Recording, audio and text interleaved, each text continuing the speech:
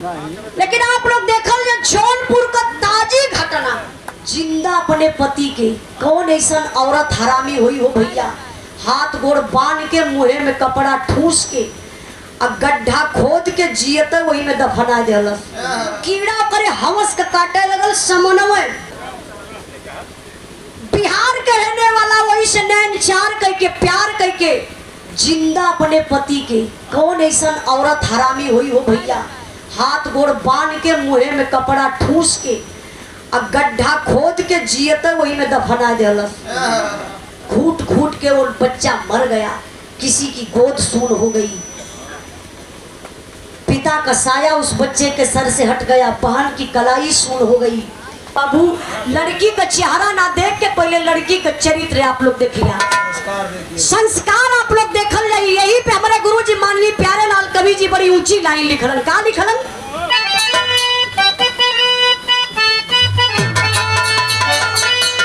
अरे दुनिया में साधो संत, भैया भैया हल्ला मत करा प्लीज। अरे दुनिया में साधो संत जोगी बिचाता, तेरी आचरित्र न भूलना विधाता, तेरी आचरित्र न भूलना विधाता।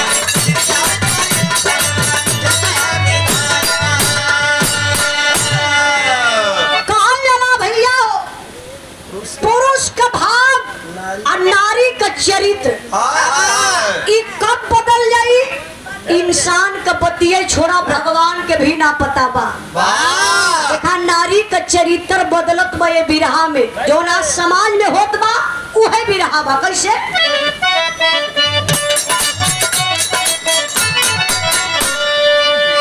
सृष्टि की रचना की संचालक नारी, जब जब पड़ी है वो पुरुषों पे भारी।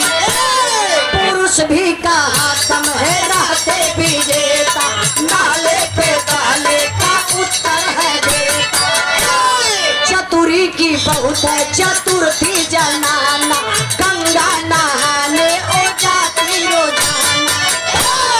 हवा में लोटा बगलता बिसारी, रोजवे मनवती उमाने बेचारी। और हार गई इनसे, हार गई इनसे ओ परमाई जाता, तेरी आचरित्र न भूलना विधाता।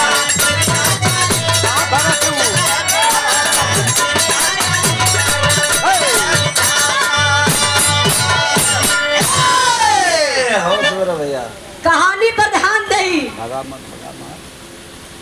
तिरिया चरित्र न बुझना विधाता। कहानी कहाँ से लिखल गई? गांव का एक नॉर्मल किसान, नॉर्मल इंसान जैसे आप और हम हैं, यही तरीके से बड़ा सीधा साधा आदमी जेकर नाम बतावल गल चतुरी पहलवान। नाम का पहलवान रहलन, अखाड़ा पे कहियो गईले न रहलन, पतील कर रहलन, पूरी हड्डियां उनकर लौकात रहे। तो कबो कबो आप लोग सुनी लेना भैया, भैया बुझारत भैया, बुझारत भैया एकदम साइलेंट प्लीज, 15 मिनट साइलेंट हो जा, विराम फरी आ जाएगी। अच्छा देखी, जितने दुबला पतला हुआ उतने वो लंबा हवा। बड़ी परिवार में समस्या ही बा, घर में रोटी बने वाला केहू ना बा, माई बाबू के मन भयल के अपने बेटवा का शादी कर दई। चतुरी का बियाह कैसे भयल? एक चंपा नाम के लड़की से।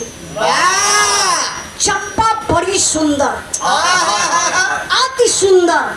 कहत बनिए बाबू, लगे कि मालिक एकदम फुर्सत में गढ़ के एक एक अंग बनौले रहलन। वो समय 9 महीना का लॉकडाउन रहा। हाँ, वो समय प्रधानमंत्री इहे रहल। इतनी सुंदर चंपा रहल, पूरे गांव में बड़ी चर्चा बा के रे चंपवा बड़ी सुंदर बड़ी सुंदर बड़ी सुंदर बड़ी सुंदर।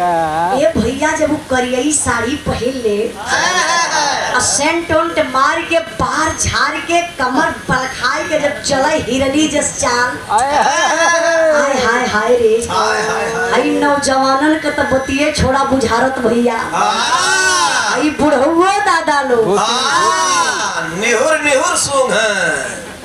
का सुवत ना अरे जे की जात ना महाकावत जा का सेंटवा महके हो रोडवा पर हाय दादा लोग देखा तो कितना लेने का लगा कि चक्कर आ जाई बेहोश होके गिर जाई है ऐसा चश्मा उतार के था कहाँ राम हाँ तो बड़ी गजब हाँ तो गजब लेकिन राम बा बुढ़ाई रहल रे जवानी न तब कुछ उखरल ना अब तो बुढ़ौती है दादा लोग कहा हम ना कहत बनी हमके मत समझे लोग। अच्छा ये भैया इतनी चर्चा होखा लगल तो ओकर मन बढ़े लगल अभी घमंडे चले लगल कि हमसे ज्यादा सुंदर है पूरे गांव में क्यों ना बा। ये भैया धीरे धीरे 4 जने से मोहब्बत कर सोचा अकेले हो अकेली औरत 4 जने से मोहब्बत कैलस और चारों ही है समझे तो खाली चंपा भौजी हमसे प्यार करेंगे। वाह बड़ी हिम्मती रहा भैया। हाँ भैया तुमसे तो कम ही रहा मजबूत रहा यो हिम्मत वाला बैठा हुआ गुजारत भैया हाथ टूट गए प्यार की कराई में। हाँ साइकिल लेके दरदरा के केहू घरे में घुस गेलो ओकर भाई बाप पौने पीट के गिरा दे। हां तो हथवा तोड़ जा सारे तोर हाथ तोड़ दे जिंदगी भर निशानी लेके घूमबा। हां कितने मजा हो प्लीज स्टैंड अप। हां खड़े हो जाओ पहलवान तेरी दिखा दी विश्वास दिवा दी खड़ा हो जा एक बार पब्लिक से करा प्यार कोनो केहू से ना करो ताली बजा दो। अरे एक छोटा तब सब समझ गए लोग ना प्यार में एक निशानी मिट ले। अरे हेलो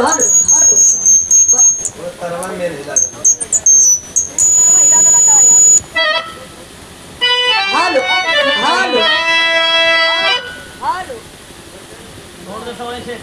वही से छोड़ा था यहाँ से कोनो बात ना हाल निकाल के फिर से डाला भी।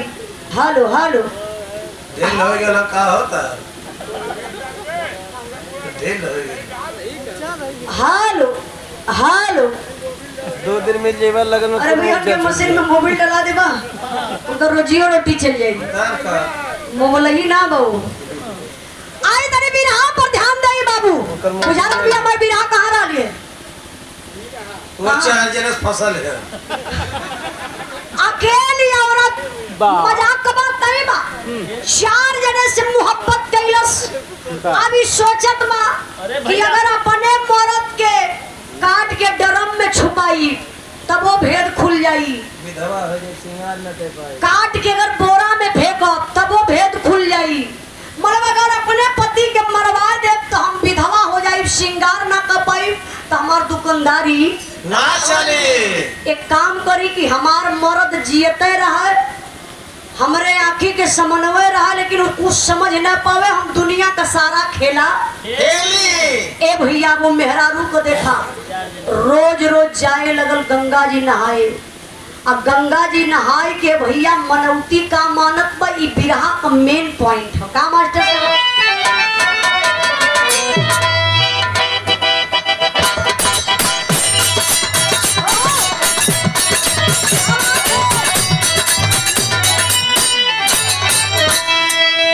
बड़े प्यारे गीत लगल बा लोग कहला के इलाहाबादी गीत बा बड़ी बढ़िया लाइन कैसे मास्टर साहब। अरे झकोरा मारा झूलानी अरे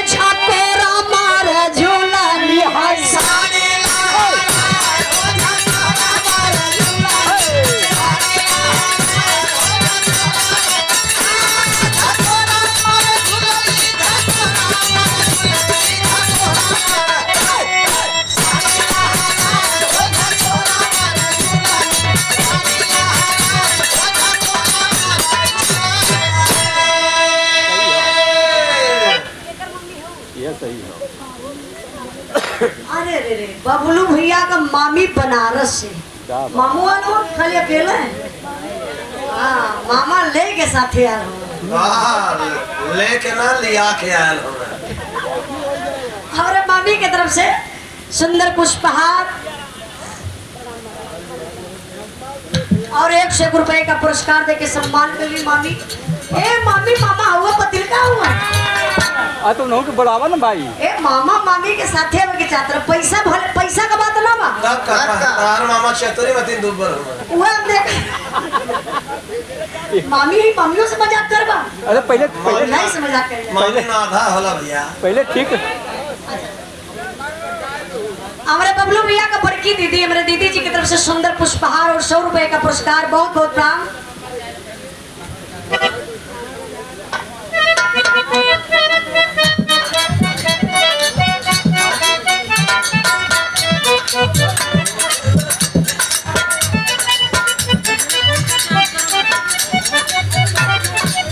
बबलू भैया का बड़की दीदी और बबलू भैया का मझलकी दीदी। अब बबलू भैया का क्या लगी है?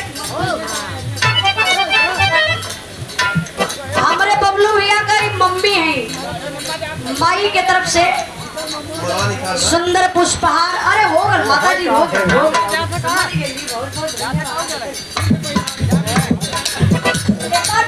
ताली बजा के आप लोग माई का स्वागत कर दी। देखा ये है प्यार बा।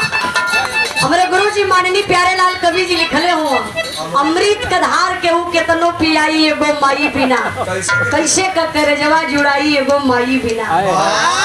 ये माई का प्यार मिलल। हाँ पैसा ना पौलू का।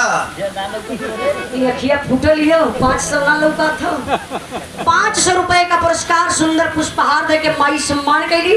बहुत बहुत माता जी के प्रणाम दरी आई। ए माई जय हम यही बैठ के विराज सुनिया। हाँ आप लोगों के देख के विरावा हम गावत हिला 4 जगह बैठबू बतिया देबो ना उजाला आईली है विराह गौली तब वो हमार समाज सुधरे लगी। हाँ उजाला आईली ना उजलवा गौले रहल।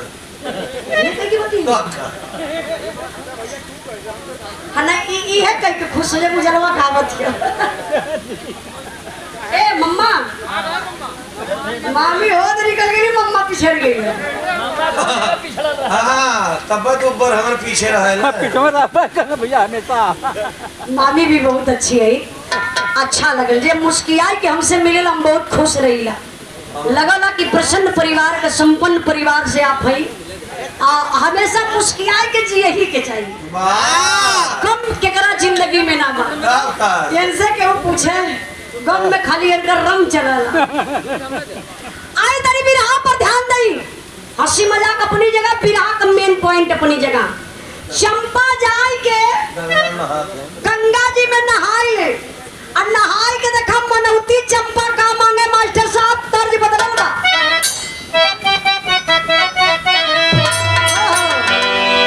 मामा अगिला मामू से मिल ले दा। अरे रे चला हुआ बाकी रहा। हमारे बबलू भैया का मामा मामा मामी वैसे साथे बच्चा तला मामा। चला तो सर की दायना जे है लो। हाँ इतना पिछड़ के रहते हैं तो ये अच्छा ना लगा था। अब इन्हें जेने अब थोड़ा चढ़ी पर मुश्किल है चल बाबा भैया। बहुत बहुत मामा के नाम 200 रुपए का पुरस्कार। आए देखिए चंपा नहाई का मनौती का मांगा थी मास्टर साहब।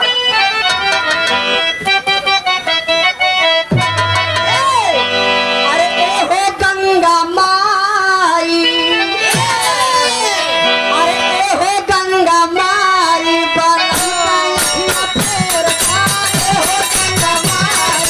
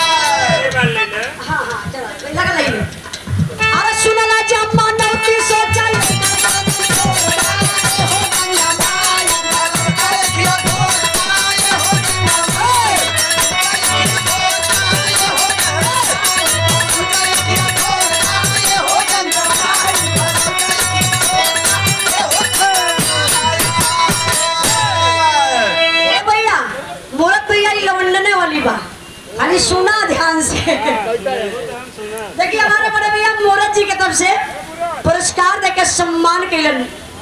ये हजार रुपए का पुरस्कार, ये प्यार भाई है, सम्मान भाई है, दुलार बा, आशीर्वाद बा भैया के बहुत बहुत प्रणाम। सब भाई लोगों के नमस्ते प्रणाम।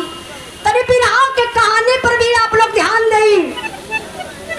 हमार माई बहन आप लोग कोनो व्रत रहलू, मनौती मानेलू कि हमारे पति की उम्र लंबी हो, हमारे पति के हर जगह मान सम्मान मिले।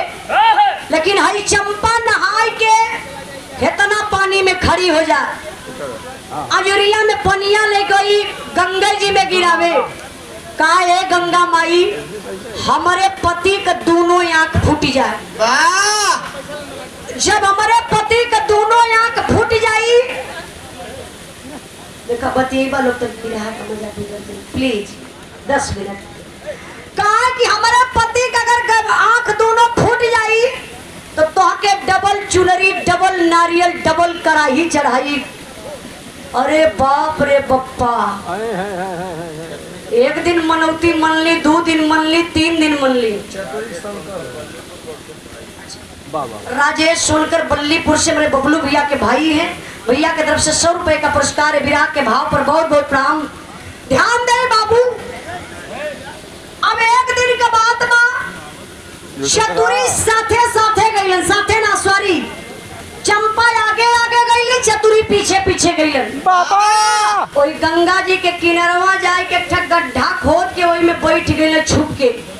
जब चंपा नहाय के मनौती मानत है कि हे गंगा माई हमारे पति के दोनों आंख फूट जाए, चतुरी पतिया सुन ले। अरे बाप रे पप्पा उठ के खड़ा हो गई।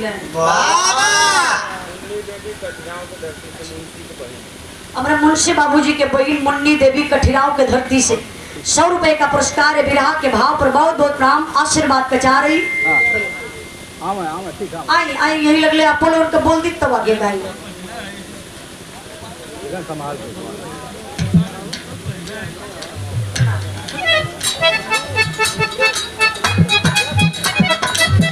हमारे मुंशी भैया बाबूजी का बहन बबलू अतुल मूरत के आप बुआ जी हैं। बुआ जी की तरफ से 100 रुपए का पुरस्कार, आपके चरणों में बहुत बहुत प्रणाम।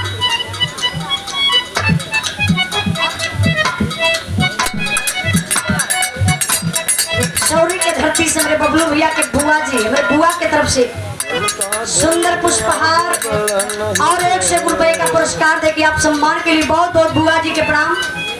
आई तनी बिरहा पर ध्यान दे। बिरहा कहाँ रह बिरहा भुलाई तो अपन से पूछो। वाह वाह भैया याद कर ले होगा।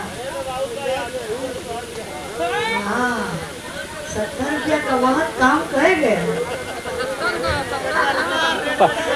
75 हो भैया, अब 75 हो गए।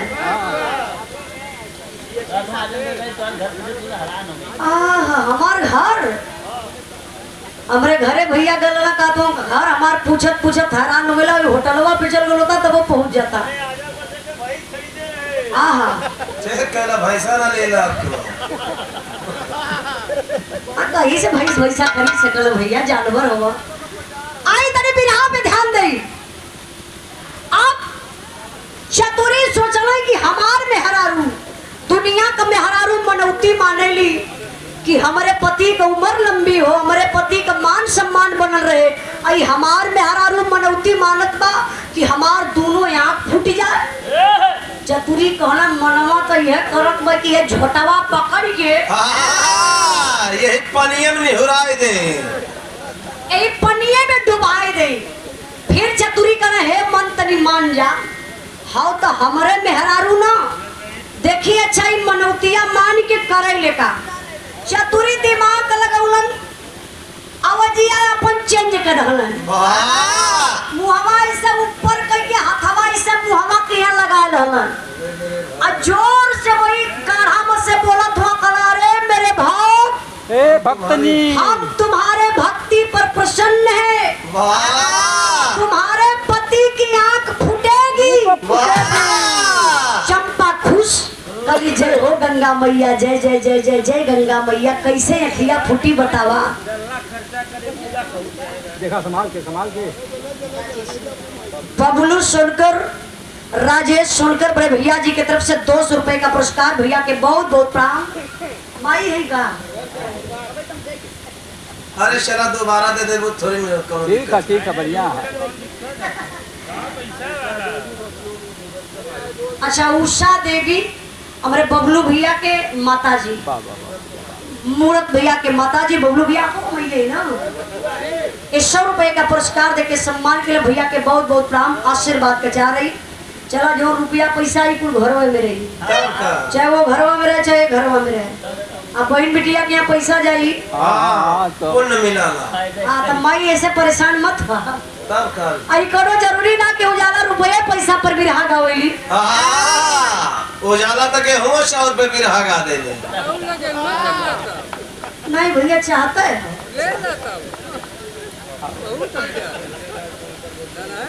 आप मुंशी लाल सोनकर बबलू भैया के पिताजी बाबूजी की तरफ से 100 रुपए का पुरस्कार आपके चरणों में बहुत बहुत प्रणाम। आए तरी बिना पर ध्यान दे बाबू, आप चतुरी दिमाग लगाई के कहलन अपने आप के गंगा माई बन गइलन। चंपा समझ ना पावत हई, उदय हवस के भूख में पागल भइल गई। कानी है गंगा माई जल्दी बतावा कि हमारे पति का अखियां फूटी कैसे। चतुरी कला बच्चा मेरी बात सुनो, वही से आवाज चेंज करके चतुरी कहत हो उनका कला मास्टर साहब।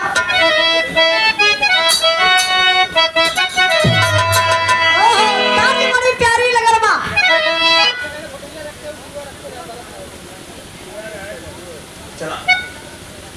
जी और जो मुछिया वाला दादा रहा इनके जमाने के लग गई। पहले मोबाइल का जमाना ना रहे, पहले शादी विवाह हो जाए तो ओकरे बाद गौना जाए, गौना के बाद धोंगा जाए। 9 साल 11 साल 13 साल 9 साल 11 साल 13 15 20 25 साल पे गौना लोगन के गए। बियाह कई कैसे खाली फुटफुटात रहे लो। बियाहवा कई के छोड़ जाए से गौना कब जाई कुछ पता ही ना बा। कौनो मर्द रहल बियाह हो गल हो, चोरी चोरी दुल्ही से मिलल चाहत हो तो जानत हो पहले कैसे मिले। तो दादा के मान ला तो दादा कहे कि हौ जो पिपरा था, पिपरा तो क्यों को स्थान हो कहा वही चौतरा बनल है, गांव को मेला लगेला वही जान अइहा चढ़ल रहा वही पिपरे के ऊपर चढ़ल रहा चौतरवा पे हम खड़ा रहब अब पान चबात रहब। आई हमार रुमलिया ऐसे हमरे कंधवा पे रही, कोई मेला में सबसे अलग दिखाई तू समझ जाइया कि यू है हम तोहार दुल्हा हम ही है। देखा मेहरारू से वादा भर बा खाली अभी चलल हम मिले बदे पान कचरा थे मगहिया पान करासा कटिंग मोछ दादा के ताजा रोजर लगाए के चूटा उता पहिर के गमछा टांग के जब कंधे पर चलना तो यार से दुल्हनियो गई अपने सखी के साथे तो खोजत बा ओई मेलवा में कहत बा का कहत बा काहे होई है सड़क पे, काहे होई है सड़क पे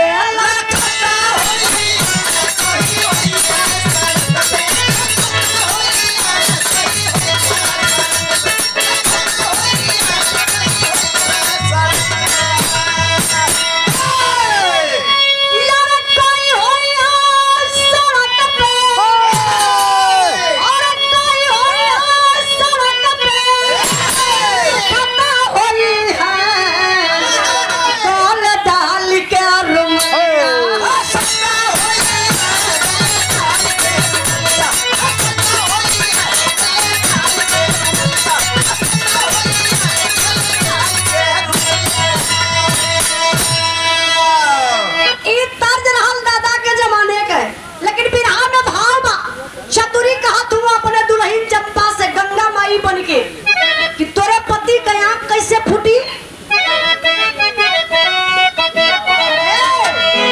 घी व खिचड़ी खियावा, घी व खिचड़ी खियावा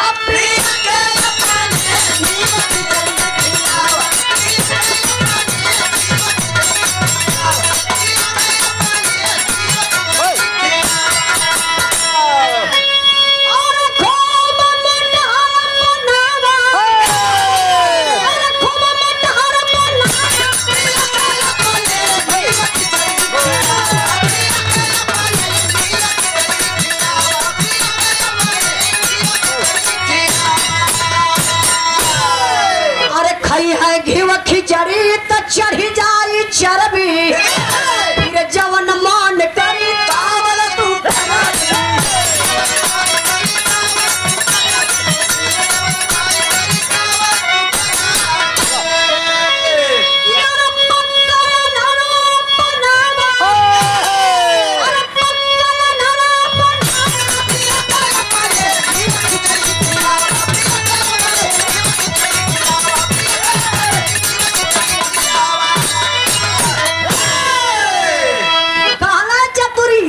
समझते ना कि चतुरी अपने आप के गंगा माई बन रहो बिना समझत के आई चंपा समझत ना कि हमारे पति का आवाज बा काहे सु आवाज बदल दले रहल कहला कि अरे मेरे भक्त तुम्हारे पति की आंख बहुत जल्दी फूटेगी बस बच्चा एक काम करना डेली घी खिचड़ी खिलाना घी खिचड़ी खाई तो वो मोटा जाई दहिया पर चर्बी आ जाई बाबा दहिया पर चर्बी ना धीरे धीरे ओकर अखियों पे चर्बी चढ़ जाई और 6 महीना जा तू आन्हर हो जाई फिर जवन तोर मन करी त करी है वो देखबे ना करी ये तना बतिया जब बाबू चंपा सुनली त ले की हजूरी में पानी गंगा जी के फिर चढ़ौली बाबा काली जय हो गंगा मैया बहुत सहज उपाय बतौलू एकदम दूध दही घी सब कुछ अपने घर में बा कौनो टेंशन ना आईली चंपा घरे आ चंपा घरे आई के कैली का मास्टर सब अंतरा कलाई बा हाँ बबलू भैया हमके पकड़ा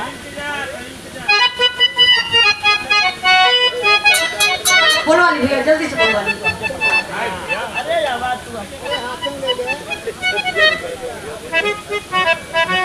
हमारे बबलू भैया के तरफ से अच्छा पप्पू सुनकर बबलू और मूरत भैया के आप ससुर हैं पप्पू सोनकर जी आपके तरफ से 200 रुपए का पुरस्कार ए मैडम भैया भैया हाँ हाँ वापस तू अपना बात बता अरे भाई आप दीजिए तो ये ठीक है अरे हाय तू लाल नहीं नहीं कहा तो 200 वापस करा 500 दिए 500 तो फायदा हमारे नहीं नहीं नहीं ना भाई ए हां हाँ 500 वो भाई देता साहब। 200 देता हमारे फायदा हम बबलू भैया समझे 200 दीजिए मैं नहीं वह दाना है 200 है हाँ 200 है वह दाना भैया दूध रा रे दूध है चला मिला आइला। ये मर्दे का बात है आओ मनोज तू ला वनकर वाला पैसा इधर था मनोज तू लाओ देखा ये गलत करिला अब इनका पैसा आप रखत हो ये तो देखा। सबसे बड़ा बुरा हो गया अरे हम मानो के लेके जाता हूँ भैया पूरा हो गया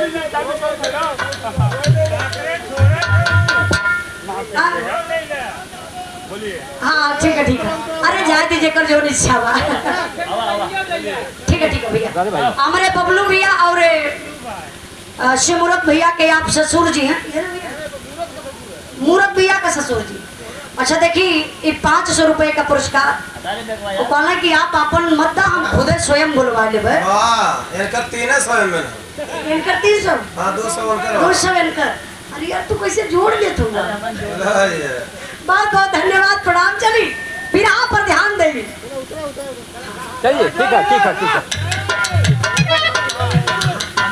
मिजाज में धीरे धीरे काम हो रहा ना हम समझते हैं से मिजाज में आदमी है तो अपना ही शांत हो जाता है तनी फिर आप पर ध्यान देंगे फिर आज छुटल कहाँ रहा भैया वो भी क्यों खिजा सुनत हुआ ध्यान से हम तो कहीं खाली यूट्यूब पर ध्यान से सुनेगा कैसे मास्टर साहब अरे क्यों खिचड़ी गोरिया खिया दिहली ऐसा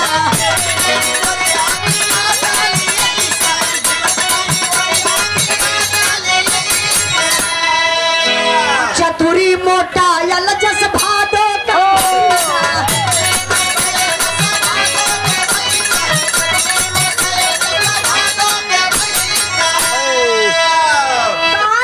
खिचड़ी गोरिया खिया दिहली ऐसा और चतुरी मोटायल जस भादो के ए भैया चंपा अली घरे बढ़िया का गजब का खिचड़ी बनावे हो। ओमा आधा मूंग का दाल रहे, आधा अरहर का रहे, आधा इकोन उड़द होले ओकर दाल रहे, कई किस्म का दाल मिलाए के चावल डाल के खिचड़ी बनाए के भैया ने जब 4 चम्मच घी डाल के अपने पति चतुरी के खाए बदे दे, तो जैसे चतुरी घिउआ खिचड़िया खाए तो गंगा माई के मनावे का हो गंगा मैया बहुत बड़ी तोहार कृपा भइल कि हमार पेट भर जात हो, नहीं तो मेहरारू का वो टाइम से खाना पानी देती न रहल है। तकबा न करे। अब भैया धीरे धीरे चंपा खियौली अपने मरद के 6 महीना घी खिचड़ी। अब एक बात आप लोग बतावल जा, आप लोग बतावल जाइए बुझारत भैया, जवन मरद 6 महीना घी खिचड़ी खाई ओकरे आँखी से कम लौकाई की ज्यादा। अरे भैया मनोज के चौकी तोड़ दे हो। आखिया के बात करते हो। अच्छा ये पूछली है तब कहे करीब पावर बढ़ जाए। भैया के तो कहू खटिया तोड़ दी। अच्छा जवन मरद 6 महीना घी खिचड़ी खाई अगर आँखी से कम देखात रही तो ओकर आँख का रोशनी तेज हो जाई। चतुरी के खूब देखात बा, अब चतुरी बहाना करे लगल काहे से वो गंगा माई बन के बोलले रहले नदिया के किनारवा कि 6 महीना घी खिचड़ी खाई अब तोहरे पति के आँख आंधर हो जाई। 6वां महीना जात जात चतुरी बनावटी अंधराए लगल, लौकात तो खूब हो। तो अपने चंपा दुल्हन के देख ले तो बुझारत भैया ऐसा खिया के रगड़े लगन। कहा चंपा हमरे अखिया से थोड़ा कम लौकात हो। तो चंपवा का है जय हो गंगा मैया, जय हो, जय जय जय जय हो। मामा का आँख फूटल, मामा आंधर भइला, मामा आंधर भइले। अच्छा ये भैया तनी समय और बीतल। अब चंपा का कहत है जानतिया, चंपा के ही समझ में होता कि एकदम अनहरा गए। चतुरी जब देखा चंपा दुल्हनिया के लगा यार हाथ तो कार्टून, अरे कहीं दिवाली में लड़ जाए तो हम ना बताए पाइप का चतुरी दिवालिया टोय के चला लगा। हाँ एक का तो चंपक धैले हुए ये जाके छोड़ावत रहला। हाँ अच्छा तो देख ले अपने दुल्हनिया के ना तो बनावटी डोलत डोलत जाके झूठाई लड़के गिर जाए। तो चंपवा समझ गई कि हे राम ये एकदम अनहरा गई है। तब का बैठ के खाली खाए पिए। अब तो ये बनावटी आंधर हो गई है। चंपा सोचत कि अब हमार काम बढ़िया बनी। तो चंपा के आशिक कई गो रहलन? 4। अच्छा भैया याद कर ले, भैया गिनत हो, भैया गिनत हो। हाँ वही में के चौथे नंबर खोई। हाँ भैया 5वां नंबर बढ़िया बात है। लाइन में हो 4 आशिक रहला है। अभी चंपा करत कई मास्टर साहब गीतिया बदल गई बा।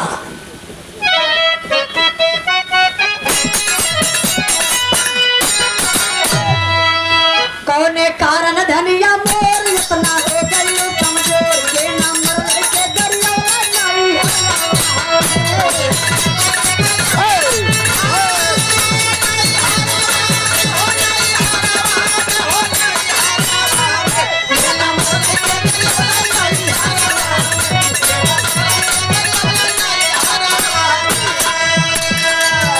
आंधर हो गई है मर्दाना करके रहला चार दीवाना जाना घर में बोलावा धीरतिया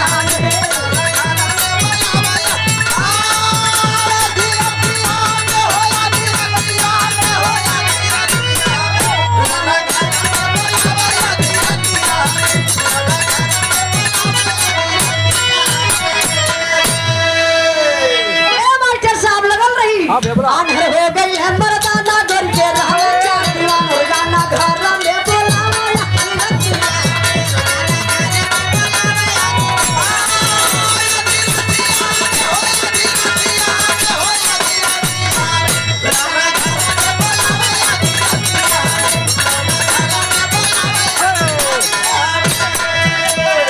चतुरी देखा सब तमाशा गोरिया का देखो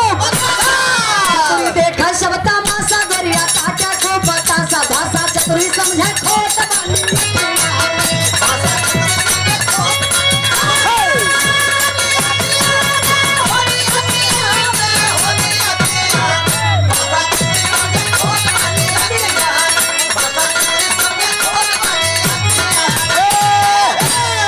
एक दिन हाथे मुसर उठा के सुटे एक दिन हाथे मुसर उठा के छुपला बीच दलानी एक दिन हाथे मुसर उठा के छुपला बीच दलानी जाके मौका पाके चोरवा जावया धीरे दलानी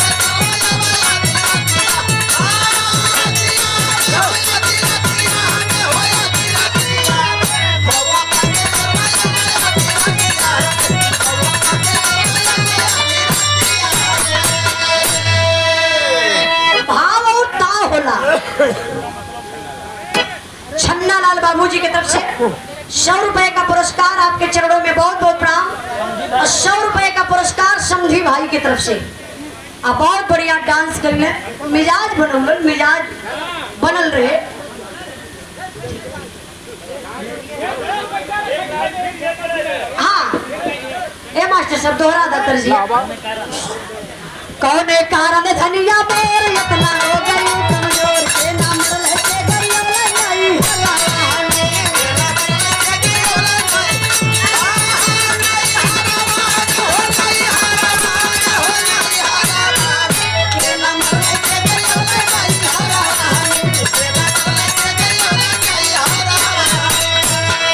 अब तने बिरहा पर ध्यान दई नहीं तो बिरहा बिगड़ जाई बाबू अब चंपा सोचत यही भैया भैया आप लोगों का ध्यान आ रहा है उनके बोले चाहिए चुप कराओ तो दिक्कत हो जाएगी काय अनहर हो गईला मर्दाना गोरी के रहला 4 दीवाना रोजाना घर में बोलावा आधी रतिया में ई सोचत बा कि 4 गो हमरे आशिक हो चरहुन से हम बहरे बहरे मिले जाइला हमरे मरद के आँख फूटी गईल बा अब चरहुन के घर में बोलावे लगली अरे भैया पाथर के रहल का हो इतना पता कि पाथर रहल की प्लास्टिक रहल फाइबर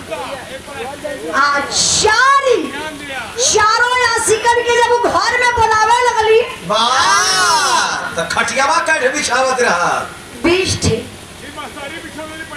हाँ 4 × 20 अच्छा एक बात आप लोग सोची चरहुन का टाइम अलग अलग बा पहिलका के 9 बजे वादा कैले ही चंपा ध्यान से सुनिए आप लोग पहिलका से कहली कि 9 बजे तक अंधेरा जगते रहला 10 बजे ले आ जइहा दूसरके से कहली कि 10 बजे ले अंधेरा जगते रहला तू 12 बजे आ जइहा तीसरके से कहली कि 12 बजे ले अंधेरा जगते रहला तू 2 बजे आ जइहा चौथे से कहली कि 2 बजे तक अंधेरा जगते रहला 4 बजे ले आ जइहा अंधेरा के बहाना में मर्दे के बहाना में चरहुन के फसौले ही खिलावत ही मतलब 2-2 घंटा सो चलावत रहा फिल्म हल रहल का उससे बढ़िया हाल रहा अब ई बतिया चतुरी जान गए कि हमार मेहरारू चंपा या चरहुन के एक राती में बुलौले बा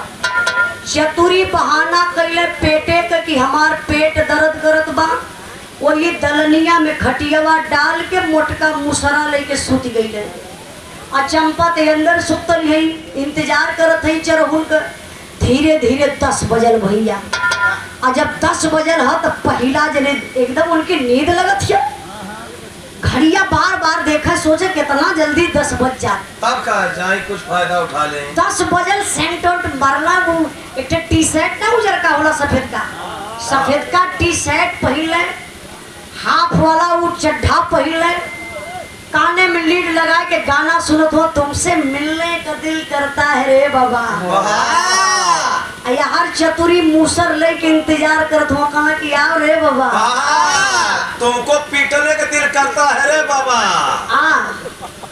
अच्छा तो भैया पहिलका जने चलत हम झारत के ठत के अब अनहरा सूत गल होई अनहरा सूत गल होई नहीं जागत हो अनहरा सूत गल होई ये सोचत हो कि अनहरा सूत गल होई अनहरा की नींद लगत है अनहरा जगते हो मूसर लहले हो जैसे ही द्वार पहला जने डकले तब ले चतुरी मूसर उठाए के कले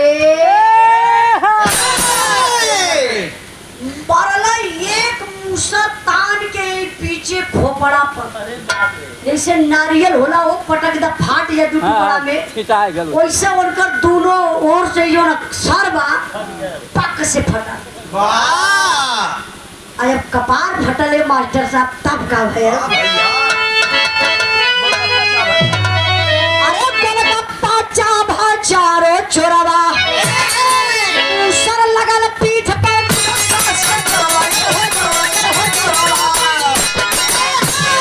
गोलगप्पा चाभा चारो चोरवा मूसर लगल पीठ पर टूटल सांस का डोरवा ये काय मूसर में 6 महीना के घी खिचड़ी खाई शरीर ताकत अपन दिखा न दला चतुरी बरले पक से कपार फटल तो देरी ना कइला चतुरी अइया टंगिया पकड़ के जैसे खिलौना हो देखी ऐसे ऐसे कर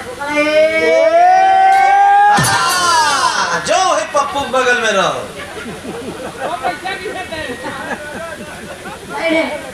ऐसे उठा के तलनिया में कोने फेंक दल तो पहला जने खत्म ओके बाय बाय टाटा खत्म खत्म कहानी खत्म पहले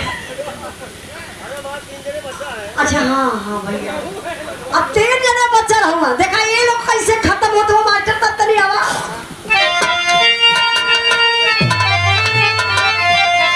अरे लगल पीठ पर जब मूसर का मार सर अंधारा गइला दूसरा जाने यंदा कहिला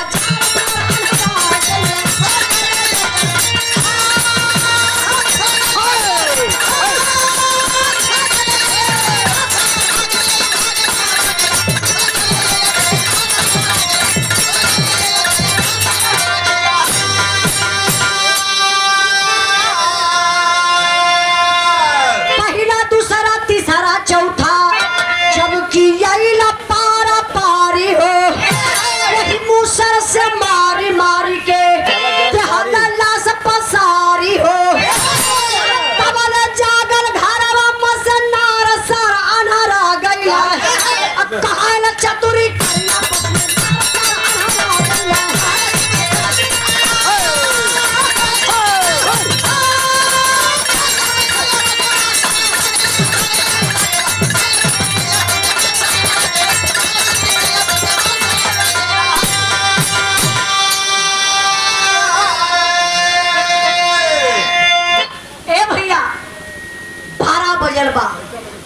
जब 12 बजल तो दूसर का जने चल रहे उनहु के झुनु को है बा अंधरा सूत गल होई अंधरा सूत गल होई मिले के बा तड़प ज्यादा बा अंधरा के नींद काहे के आई का बैठ के खाई टुकुर टुकुर ताकत अब तब ले भैया दूसर का जने द्वार ढकल है चतुरी मूसर उठा के तान के मरना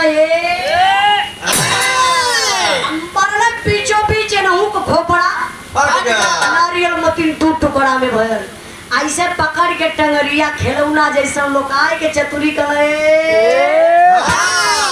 जो जो वही दलानी में फेंक दे दलानिया में अच्छा 2 जने मरा गए नंबर आ गए तीसर का जने अरे नहीं दलान यार मान ले या ना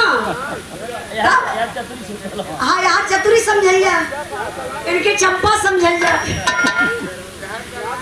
यार दलान ये बात हाँ नहीं तो पप्पू भैया सोचे गुजरा नहीं हम ही ना कहती अच्छा ध्यान दे बच गए भैया 2 जब 2 बजल तो तीसरका देने की नींद काहे के लगी कहाँ अंधरा सुती गल हुई चंपा से मिलत जरूरी बात तड़प ज्यादा बा भागल भागल यही ना जैसे द्वार डाकल जाना तबले चतुरी उठौला मुसर करे राम नाम खत्म अब का जने मर गई ना हां 3 जने हां रुका गिन ले बता 1 2 3 अब बचल के जने हुआ हां वो 1 जने मेन आदमी बच गए मार के वही दलानी में 3 जने के फेंक दला नंबर आएगल चौथा का बुढ़हरिया का 4 बजल हो हाँ चलल हम ये चलल पगड़ी वगड़ी बांध के मोबाइल लेके हाँ लागे बार चलत हो ऐसे समझी भाई मत है जैसे ऐसे चलत रहा जैसे आप पगड़ी वगड़ी बोले अब चलना भैया पगड़ी वगड़ी बांध के मोबाइल का लाइट जलाए के अब तब ले हर चतुरी उठाए के मूसर तान के मरले कले अब मार के ये टंगरी पकड़ के फेंकत हुआ फिर दलानी में कले चारों जने खत्म। अब धीरे धीरे समय बीतल भोरहरी हो गया सुबेर हो गया। हाँ समधी भाई बहुत बहुत धन्यवाद। देखिए समधी भाई जी की तरफ से हाँ अरे हम समझा था धीरे धीरे वो दवाई का असर होला अरे पर्दे के बाद वो होला जरूर दारू मर्दने बदे पड़ला दूध दही कहाँ ताकत दे था दूध दही खइबा 6 महीना के बाद ताकत का 3 मिनट के बाद पावर हो जाए चतुरी के देखला ना 6 महीना के बाद ताकत है अगर कहीं मार लो तो एक पैर तो तुरंत शेर हो लो अब ध्यान दे चारों जने मराए गए सुबेर हो गए चंपा कन्नी टूटल कॉली अंगड़ाई लेत मोबाइल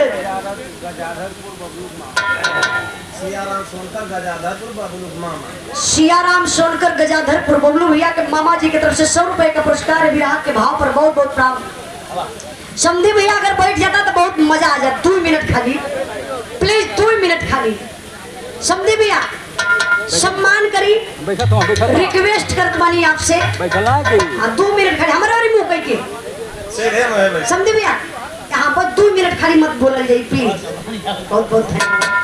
अब ध्यान दे बाबू सुबेर हो गल मोबाइल है तंगड़ाई ले चंपा जगली काली कहो 4 मसे कौन आई ले आई के भैया हो दलनिया में देखत हई तो चारों का चारों मरल हवा खत्म। अब हिलावत डोलावत है कोनो बोले का तैयार है ना अभी दांते तर उंगली दबली भागल भागल चतुरी के पास गईली काली कहो हे चतुरी कहला कहो का यहाँ हुआ भाई देखबा घरवा में कैसन 4 गो लाश चतुरी लगला हंसे कहला का पागल बनौले हूँ आय आँख न दीदा उहे कहे साझे करे बीदा हमरे आँख से लौकाता ना बा हमके का पता कैसन घरवा में 4 गो लाश बा लेकिन हाँ रतिया में कुछ खटपट होत रहल हमके लगत बस चारों सरवा चोर रहला है आपस में लड़ भिड़ के मर गईला जब चंपा काली हाय राम मर त गईला चोरवा घर में जेल के रोटी खाए के हमके तोके पड़ी चतुरी कहला तोके कौन टेंशनवा तो हमके बा हम अनहर आदमी हैला चाहे घरवा खाई चाहे जेलवा में खाई हमके 2 रोटी से मतलब टेंशन हमके ही बढ़त बा कि तू इतनी सुंदर हऊ तोरे अखिया से दोनों लौकात बा तू जेलवा में जइबू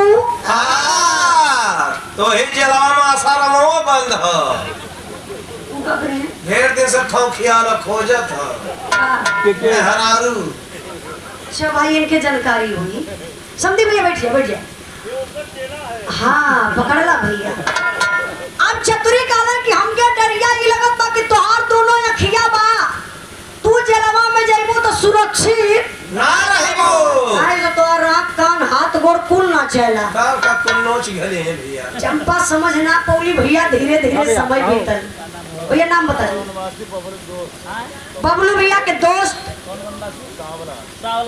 सावला बनवासी बड़े भैया जी की तरफ से 51 रुपए का पुरस्कार विराट के भाव पर बहुत बहुत प्राप्त। समय बीतल है बाबू संजोग देखा सुबेर हो गल बा दुआरे एगो भिखारी आई गल भिखारिया के चतुरी देखत हुए लेकिन उ तैयार बनल हुआ बनाउती चंपा से कहला हे चंपा देखबू दुअरवा के बोलत ह चंपा खाली हाय राम एक ठे भिखारी आयल हो तनी ओही के बोलावा चंपा हम दिमाग लगावत हइला चंपा बुलाए के लिए अली चतुरी कहना हे भैया इंसान तो हूँ इंसान हम हूँ फर्क ही है बाकी तू दोनों अखिया से देखत हुआ हम दोनों अखिया से अंधा रहिला एक काम करा भैया हमार दिन भर जितना तू भिक्षा मंगवा ना पैबा उससे ज्यादा अपने घरवे में से दे देबे कहला करे के का बा, कहला एगो लाश हमारे घरवा में वही के फेंकई के बा।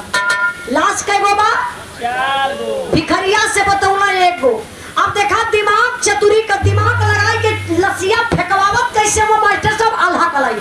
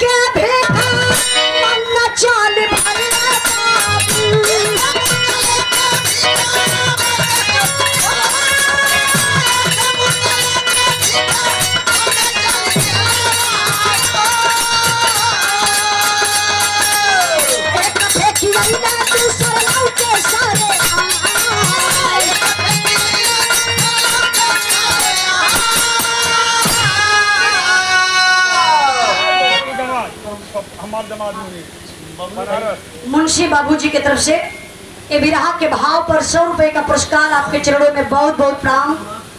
और 100 रुपए का पुरस्कार पप्पू भैया के दामाद बनारस। पप्पू भैया के दामाद बनारस से बबलू भैया, ये ना वो सही बना। 100 रुपए का पुरस्कार देके सम्मान के लिए बहुत बहुत प्रणाम। तनी बाबू विराह पर ध्यान दे, 2 मिनट और हमारे विराह रह गई बा।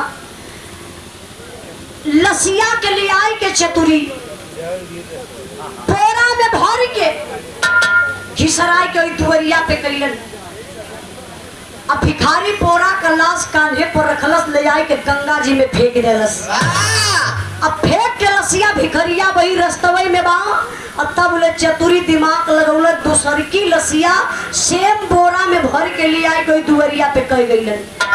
जैसे ही भिखारी दुआरे खड़ा भल तब ले लगल चतुरियों के डांटे, कहला काम मर दे, एगो लाश तो के फेंके गाली कैसे फेंकला है कि लसिया आ गई हमारे घरे में। अब तू रस्तवे में हुआ। भिखरिया कलश हाय राम, लसिया तो हम फेंकली गंगा जी में, आई चतुरी के घरे कैसे लसिया आ गई। फिर बेचारा दूसर की लाश उठौलस, ले जाए के गंगा जी में फेंक दिलस। अब भिखरिया रस्तवे में बा, तब ले दोनों प्राणी दिमाग लगौल, तीसर की लाश फिर बोरा में भर के घिसराई कोई दुआरी पे कह दल। भिखरिया आए के जैसे ही दुआरी पे खड़ा भल, कहला भाई हमके दा हम चली। कहला काम मर्दे एकदम पागल बनौले हुआ, एगो लाश फेंके कहली कैसे फेंकत हुआ कि हो देखा तू रस्तवा में हुआ तब लसिया घरे में आ गई। भिखरिया कहलस हे भगवान, लसिया तो हम फेंकली गंगा जी में, चतुरी के घरे कैसे आ जात बा। बेचारा तीसरी की ओर लाश ले जाए के फेंक दलस। जब चौथी लाश का नंबर आयल, अब भिखारी के गुस्सा लगल बा, कहले सरवा एक लाश के हम 3 बार गंगा जी में फेंकली। भिखरिया के का पता कि 3 लाश फेंकले हिला, का 3 लाश फेंकली। सारे कैसा फेंकल आई चौथका के ऐसनी जगह फेंका, हमके लगत है यही रास्तवा से फेंकत है, यही रास्तवा देख लाले बा। अब की बार दूसरे रास्ते से फेंकब ताकि चतुरी के घरे ना आवे। अब भैया चौथकी लाश लेके भिखारी चलल, तब तक गजब हो गया। हाँ गजब कैसे बन मास्टर साहब। अरे चौथा लेके चलल भारत, कुछ समान भागे भैया।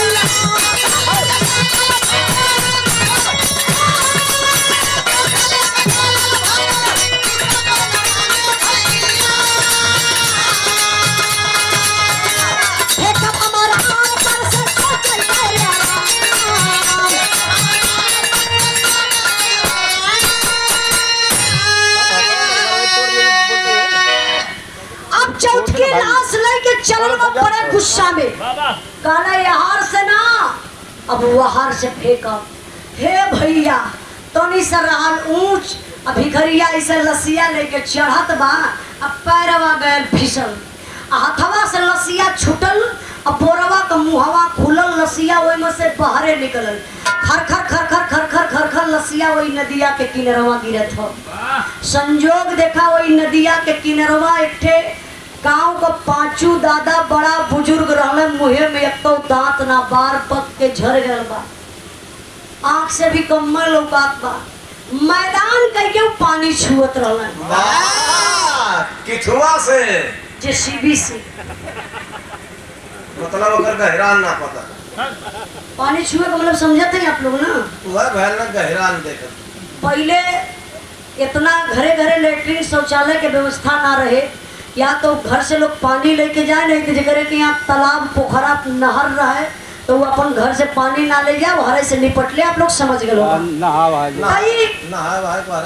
बुढ़ाओ दादा का करे मैदान कह के पानी छुबत हवे, निमोटा उनकर यही कान्हे पे बा, धोती उनकर कमर में बा, पानी छुबत हवा, तब ले खरखराए के लाश गिरल, दादा उलट कैसे पिछवा देखल, लसिया के देखता दादा का मुहवा दबाए गए, जोर जोर से चिल्लात हुआ नदी के किनारे, भू भू भू भू भू भू, भूत कहीं न पावे, खाली कहा भू भू भू। अब के उनके बचाई, दादा बुढ़ा मारे डरने भैया, न वो अपन धोतिए बानी पकड़े, अपन मोटवे बानी पकड़े, मतलब सादे ड्रेस में भागत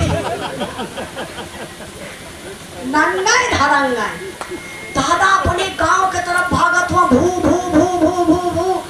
आई भिखरिया का कैलस वही ऊंचे चढ़ल, कहा सरवा अब की बार हमारे हाथे से छोड़ा के भागत हो।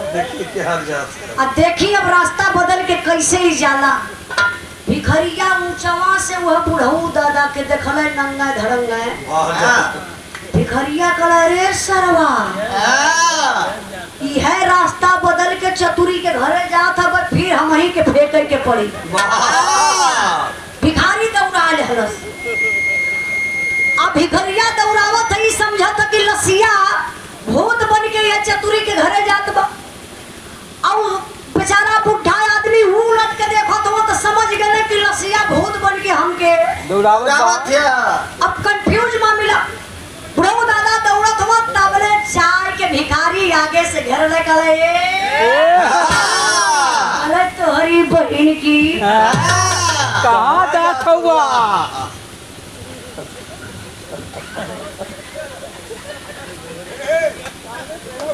डायरेक्ट जैसे सटीक ऐसा मत समझिए बाबूजी के, मुंशी बाबूजी के नहीं, नदी किनारे की बात है, नदी के किनारे के मतलब से हाथ रस भी हमें हो।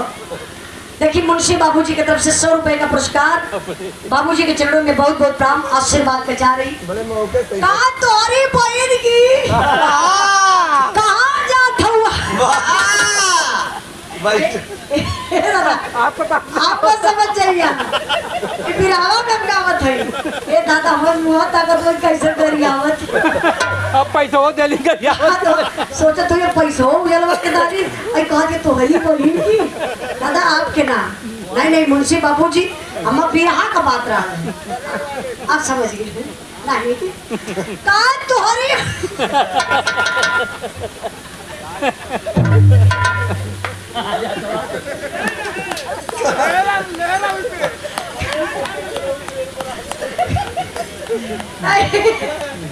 दादा इसे जात हुआ और बतिया से जरा तो गिल्ला है जारी दादा थे कहा तोहरी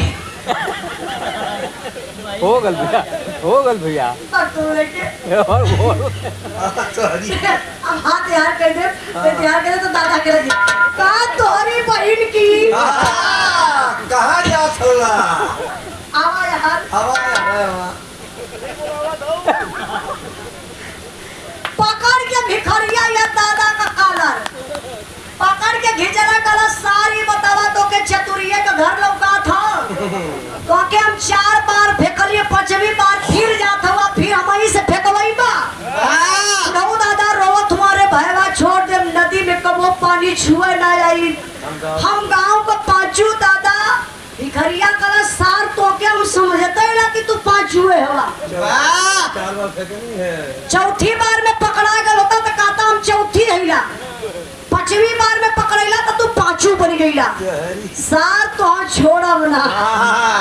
देखा कहाँ भाग के जाला तू। सार देखी तू भागला कहाँ। ये भैया पकड़ के तेरी नाम को बोल नहीं तब ले दे वे जल्दी रे। पबलू भैया के जीजा विक्की सोनकर जी की तरफ से 100 रुपए का पुरस्कार आपके चरणों में बहुत बहुत प्रणाम आशीर्वाद का चाह रही। बहुत धन्यवाद धन्यवाद भैया। आई तनी बिना पर ध्यान दई कहा तोरे बहन के तो के छोड़ब ना। पकड़े के ले जा। अच्छा इन लोग सार बनो ये बोले हां जा तोरी बहन की जा जा झाड़ी नहीं ऐसे सार बनो ये हो ना। आ जा जा झाड़ के यहाँ का बात बिरा का बात कहाँ जा झाड़ के तो हम जाए दे चतुरी के घरे। ये भैया दादा का निमोटा उठाए के इसे पकड़लस मुरेरलस। अब मुरेर के वही बुढ़ऊ दादा के मुँह में ठूस दहलस। अब धोती छोड़ के दादा के जियता हथवा गोड़वा इसे बांध के घिसराए के लेके जात कहा तो साथ तो छोड़ा बना घुमाए के इसे गंगा जी में फेंकलस भिखरिया कले। अरे या तो हरी बहन की ले जा गंगा मैया। कहा गंगा मैया के ले जा। ये सरवा बड़ा परेशान कर बार नहीं बोल नहीं देते नहीं बोल लोगों को बतिया सही में ले जाएगी भाई। हाथ सरस ना कहा सरवा बार बार अवध माना तो ना अब की सार तो मानी जाइए। अच्छा बजा दो बजा दो बजा बजा झुमका झुलेंगे। हाँ हाँ बजा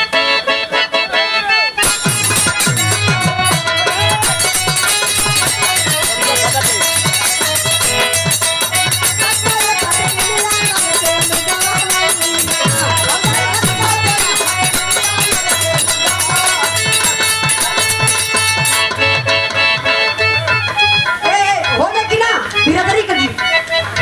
जैसे अहिरौआ होले खटकौआ होले। हां चमरौआ होले। हां ई गीत बड़ी फेमस बा। हां चमरौआ होले हर बिरदरी का गाना होला। एक बेचन गुरु गावा है का देख रहे दे। अब चल गए ज्यादा बिरहा में रतिया होले गरमिया डोलना पवनवा।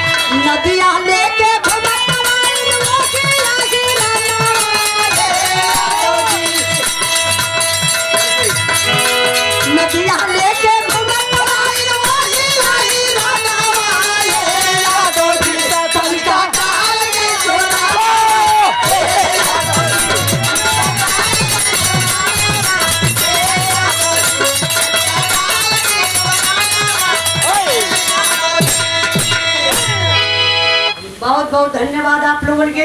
बिरहा के बीच में से चाहत ना रहा, लेकिन आप लोग बैठल बानी मनोरंजन करे बदे। बिरहा में ही होला ना कि बिरहा का मजा खराब होला, कहा से बिरहा का आखिरी पॉइंट हमारे चलत रहा है।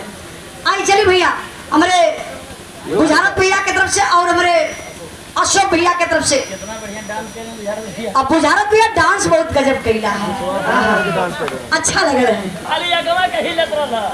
आई तने बिरहा पर ध्यान दे। बिरहा कहाँ पहुंचल लो भैया, फट से बताओ, लाइन पकड़ लो। बिरहा कहाँ? वह घेर रावत लग गया था। अच्छा है बाबू,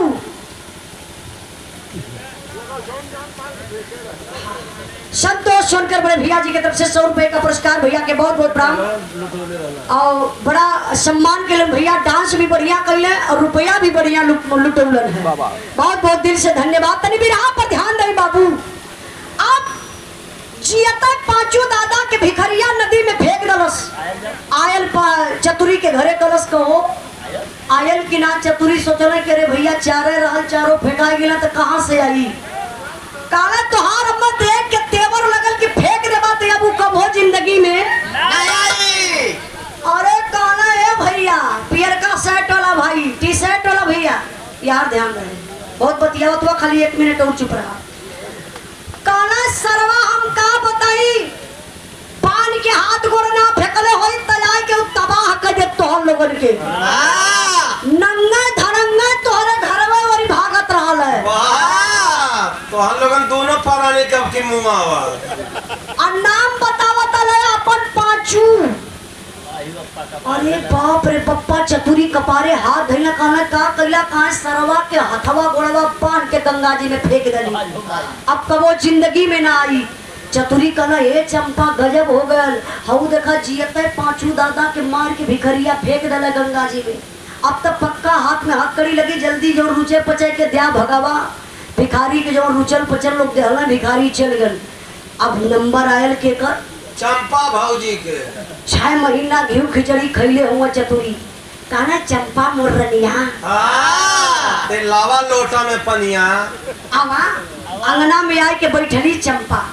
कहना 6 महीना घी खिचड़ी खियलू, कबो मेरे ताकत के अजमौलू ना। 6 महीना के बाद आज जोर देखा। 6 महीना के बाद अपन जोर चतुरी देखावत हुआ। कैसे जानत हुआ? कैसे? कोई मुसरा से कोई अंगना में बैठा के अंगना में बैठाए के मूसर उठौला चतुरी। आ मूसर उठाए के कहला चार मूसर जब ही पीठी पे देखला। अरे भैया पीठी नहीं हो तब के ओकरे नीचे ओकरे नीचे मरले रहना नहीं और ऊपर करिया पे नहीं, नीचे जरा से के गुनवा पे करिए के नीचे भैया होगा। नहीं भाई हम मत जानकारी ना प्लीज। नहीं जोन बात हम ना जानी लो हम टिप्पणिए ना करब। मेहरारू को जात 4 मूसर जब लगल तो लगली चिल्लाए रमऊ हो रमऊ। हाँ तारे मूसर में बड़ी ताकत है। हो रमऊ तार रमऊ हो रमऊ बड़ा तेज घाव लगत बा। पूरा गांव टोला परोसा जुट गल। का भल चंपा का तब चतुरी काई आन्हर बनाए के मामी। एक कपड़ा खटपट करत हर रात में। हम समझत रही कि हम आन्हर हो गई, हम कुछ देखत ना रहली। कहा जब 4 जने से मोहब्बत करके तू घरवा में बुलावत रहलू, जियते माछी घोटत रहली। अब बर्दाश्त से पहरे हो गयल। कहा जला ये बाबू प्यार करे वाला भैया जे प्यार करत हो, एक बात दिल दिमाग में बैठा लिया। हमारे नौजवान भाई लोग भी बिरहा सुनत हो। काजला बुलाती है मगर जाने का नहीं। जई बात खतरे से खाली ना रहवा। ए भैया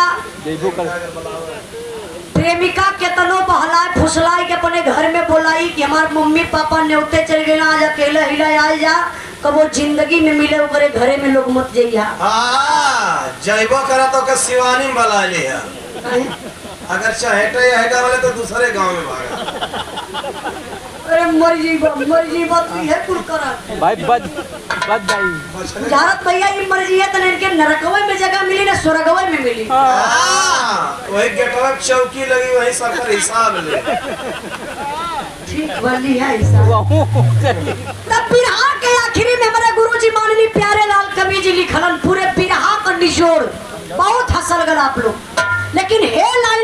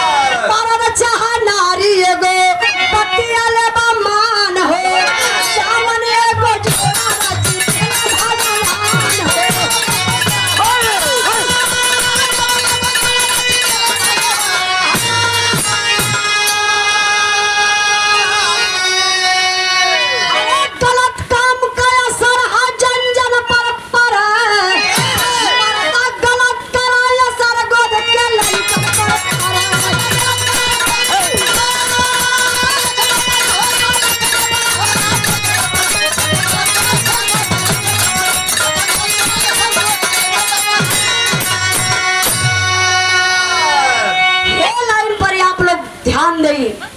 गलत करे जब नार असर तब मर्दन पर परे, मर्दा गलत करे असर गोद के लइकन पर परे।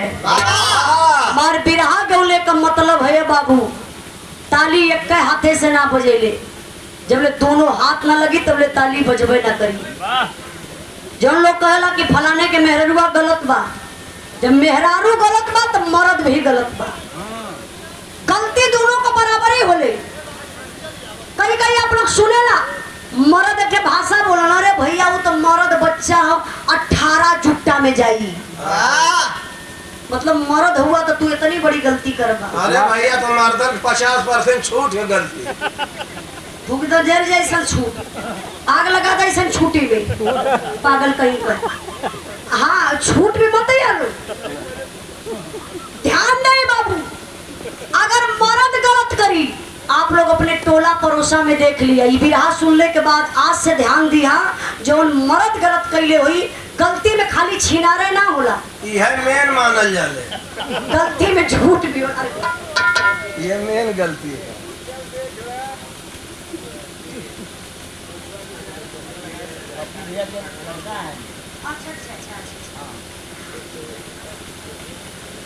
अच्छा समझ गई। ये देखिए बिरहा की बहुत अच्छी कलाकार है, उनसे भी मुकाबला भइल बा, राधा सोलकर जी। ये भैया आप वो उनकर हस्बैंड जी है ना, देखा भाई। देखिए हमारे बहुत अच्छी कलाकार आप हैं, बहुत व्यवहार कभी बहुत अच्छी, आप गायिका बहुत अच्छा लगल हमके मिल के साथे गाय के। ई लगल ना कि अमान के पहली मुलाकात बा हमार और राधा रानी का। नाम भी बहुत प्यारा बा, राधा रानी। आधा मत बोला, हाँ। अगवाला छोड़ा पीछे वाला बोला।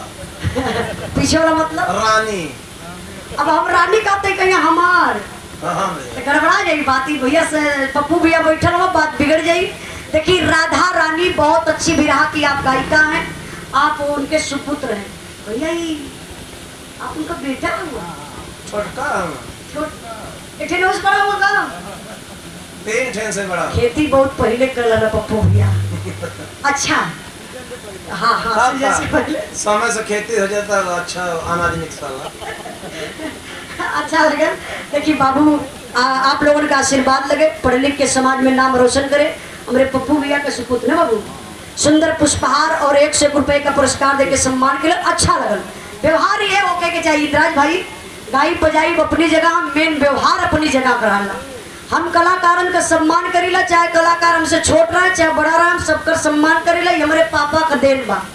पापा और हमारे गुरु जी माननीय प्यारे लाल कवि जी का कहा, बेटा जहाँ भी रहा सम्मान से रहिया, सम्मान का जिंदगी जिए के रही तो सम्मान करबू तब सम्मान पैबू। हम कहिला सम्मान इज्जत कदर कहीं बाजार में बिकेला ना बुझरक भैया।